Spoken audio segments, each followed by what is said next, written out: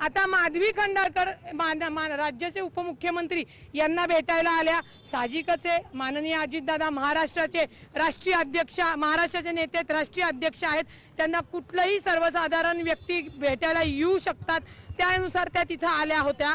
माधवी खंडाळकरांचा गुन्हा कोणाच्या सांगण्यावरनं दाखल करण्यात आला त्याचाही तपास व्हावा म्हणून मी सीपीकडे तसा अर्ज केलेला आहे।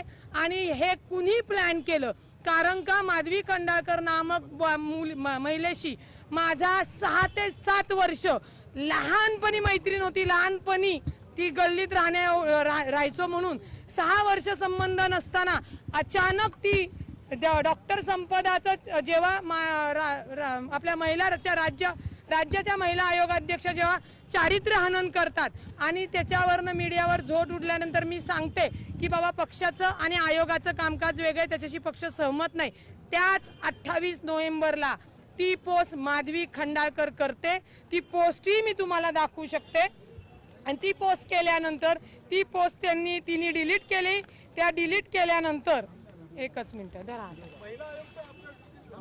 दाखवते सगळं दाखवते। हे बघा, ही पोस्ट केली होती माधवी खंडाळकरनी। त्या माधवी खंडाळकरनी लिहिलेली आहे, त्या माधवी खंडाळकरनी लिहिलेलं आहे की रुपाली पाटीलला तुम्ही पद का दिलं, तुम्ही पक्षात का घेतलं, तुम्ही का अडवलं। या सगळ्या गोष्टी झाल्यानंतर याची ही पोस्ट तिने डिलीट केल्यानंतर याच्या आधी सुद्धा ही 20 जून 2024 सालची पोस्ट स्क्रीनशॉट बघा। तेव्हाही सुद्धा एका दुसऱ्या महिलेला उभं करून माझी सोशल मीडियावर पोस्ट करणारी चाकणकर मॅडमची ही मुलगी आहे। हा 20 जून 2024 मंगळवार स्नेहल चव्हाण, सोनाली गाडे। आणि ही मी स्वतः हे स्क्रीनशॉट रुपाली चाकणकर यांना व्हॉट्सअपला पाठवलेले आहे।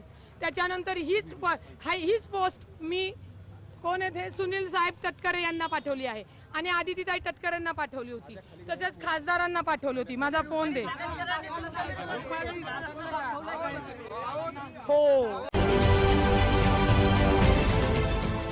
देश विदेशातील प्रत्येक घडामोडींचे लाईव्ह अपडेट मिळवण्यासाठी आता साम टीव्हीच्या सर्व सोशल मीडिया प्लॅटफॉर्मला लाईक, फॉलो आणि सबस्क्राईब करा। तसंच सर्व नोटिफिकेशनसाठी बेल आयकॉन प्रेस करायला विसरू नका।